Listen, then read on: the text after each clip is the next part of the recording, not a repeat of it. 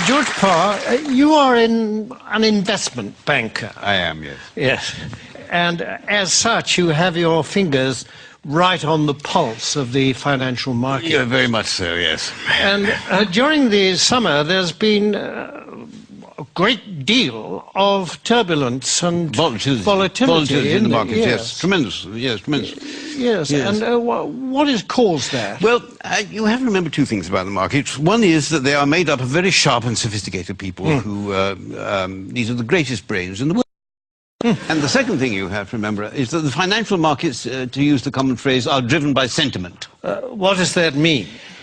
What does that mean? Well, things, let's say, are just going along as normal in the market, and then suddenly, out of the blue, one of these very sharp and sophisticated people says, "My God, something awful's going to happen! We've lost everything! Oh, my God, what are we going to do? What are we going to do? Shall I jump out of the window? Shall I jump out of the window? Exactly, let's all jump out of the window. Sell! We've lost a sell! Sell, yes. Precisely. Yes, precisely. And then a few days later, this same sophisticated person says, "You know, I think things are going rather well." And everybody says, "Actually, I agree with you. I think we're rich. We're rich. Yes. We're rich. Yes. Buy. Buy. Yes. Yes, and that's what we call market sentiment. Well, yes. Surely we are exaggerating just a bit, aren't well, we? I don't know. I mean, in August, in the middle of August this year, when the market absolutely plunged in London, a well-known city firm, State Street Global Markets, issued a statement in which it said, and I quote, "Market participants don't know whether to buy on the rumour and sell on the news, do the opposite, do both, or do neither, depending on which way the wind is blowing," unquote. Yes, and this is the kind of rigorous analysis the companies will pay huge salaries for. Yes, exactly. And a few days later, when the market had gone up a little bit, the senior equities advisor on ABM Ambro Morgan said, and I quote, "We're back to happy days again." Well, no price is too high for that kind of mature wisdom, certainly is it? Not. The reason this sort of people are paid millions of pounds in bonuses. Yes, of course. During this summer, there have been actual causes behind the volatility in the markets, haven't there? I mean, specifically and especially in America, granting vast numbers of mortgages to people who can't afford them on properties which are diminishing in value. It's the so-called subprime situation, yes. The subprime market. Yes. How does that work, in fact? Well, imagine, if you can, say, an unemployed black man sitting on a crumbling porch somewhere in Alabama in his string vest, and a chap comes along and said, "Would you like to buy this house before it falls down? And why don't you let me lend you the money?" And is this chap who says this, is he a banker? Oh, no. He's a mortgage salesman. His income depends entirely on the number of mortgages that he can arrange.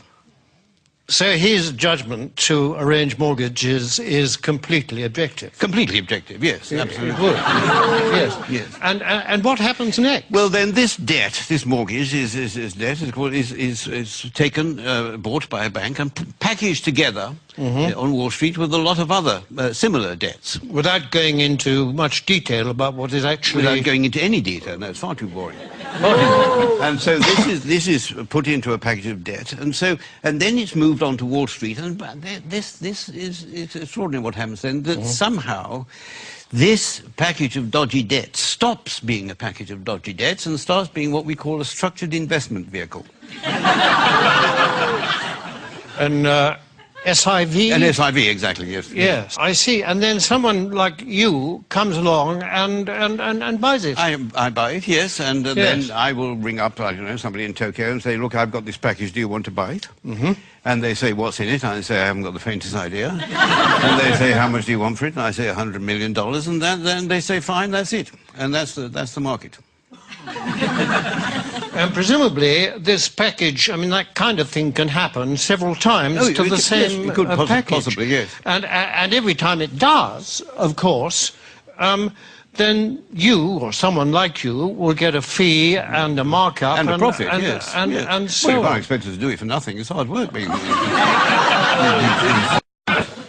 in view of the fact that in these packages is a lot of dodgy debt, what is it about it that attracts the financial, risk takers? Yeah, well, because these hedge funds, as they're called, which specialize in these debts, they all have very good names.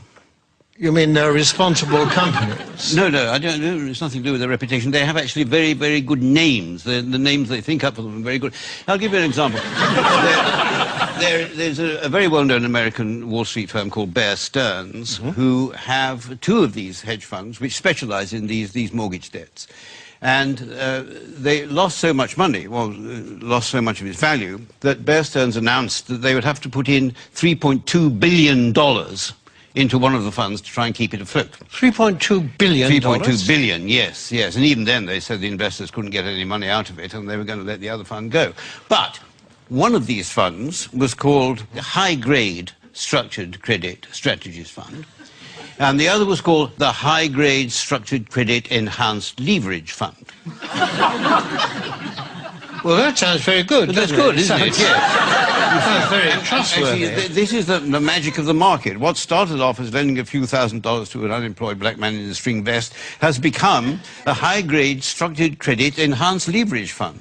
I like the sound of it. It is good. Well, it sounds very trustworthy. I mean, it's got good words in it. It's got words like high. High is good. High is good. Yes. Better than low, anyway, isn't it? Yes, absolutely. And structured is another good word. Very good. Enhanced is... I love enhanced. Enhanced is very, yes. I mean, I'd buy anything if it said enhanced. Absolutely, yes. Yes. It might have been different if it said the unemployed black man in the string vest fund, but yes, because then alarm bells might start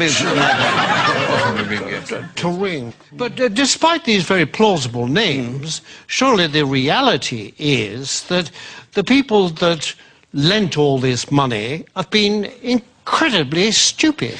Oh, no. The reality is that what was stupid is, for some point, somebody asked how much money these houses were actually worth.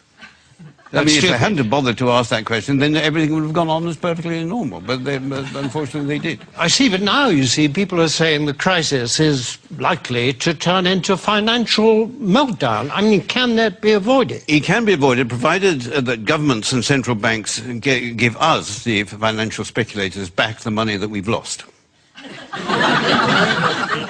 But isn't that rewarding greed and stupidity? No. It's rewarding what the Prime Minister Gordon Brown called the ingenuity of the markets. That is I see. And we don't want this money to spend on ourselves. We want this money just to go into the market so that we can carry on borrowing and lending money as if nothing had happened without thinking too much about it. Yes, but if the worst came to the worst and you didn't get this money, what then? Well, then there'd be another market crash, and then I would say to you what people like me always say, that it's not us that will suffer, it's your pension fund. Thank you very much, George Parr. A pleasure.